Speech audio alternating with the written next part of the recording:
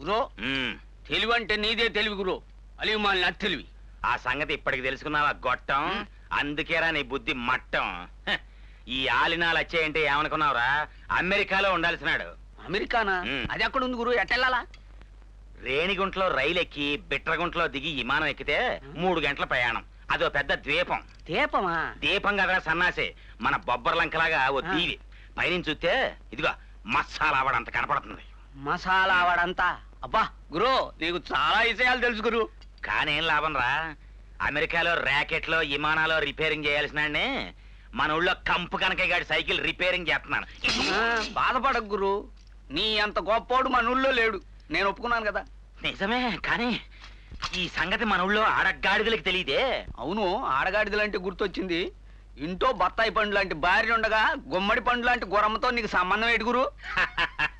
ఒరే మూర్ఖుడా, అది నాకు ట్రైనింగ్ సెంటర్ రా. ట్రైనింగ్ సెంటరా? అంటే పెళ్లి కాకముందే అక్కడ? కరెక్ట్, అక్కడే లవ్స్ లో డిగ్రీ పుచ్చుకున్నాను. ఆవిడికి వయస్సు 45 దాటిందంటగా.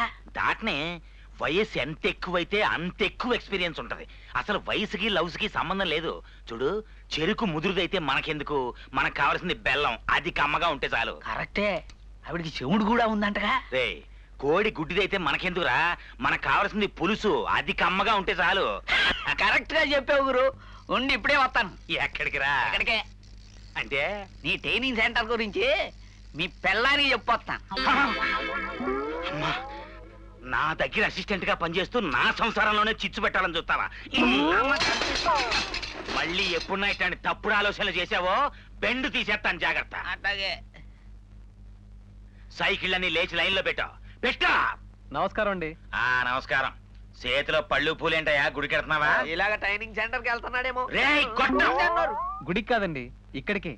నాకు ఉద్యోగం ఇప్పించిన దేవతకి థ్యాంక్స్ చెప్పి ఇచ్చేద్దామని. దేవత కాదు నాయన, నాది పూలింగం, దేవుణ్ణి. ఇట్టయ్యి. క్షమించండి, మీకు కాదండి. మరి ఎవరికి? మీ ఆవిడకండి.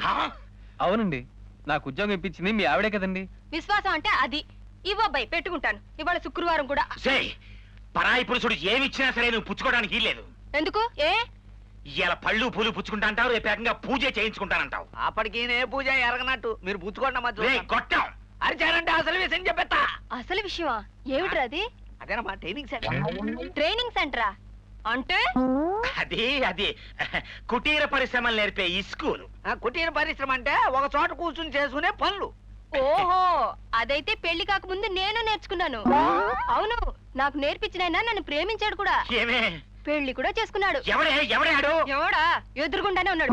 అలాగా కంచ నిండా తింటాడు, మంచ నిండా తొంగుంటాడు. ఓ ముద్దు లేదు, మురిపలేదు, గుర్రు పెట్టి నిద్ర.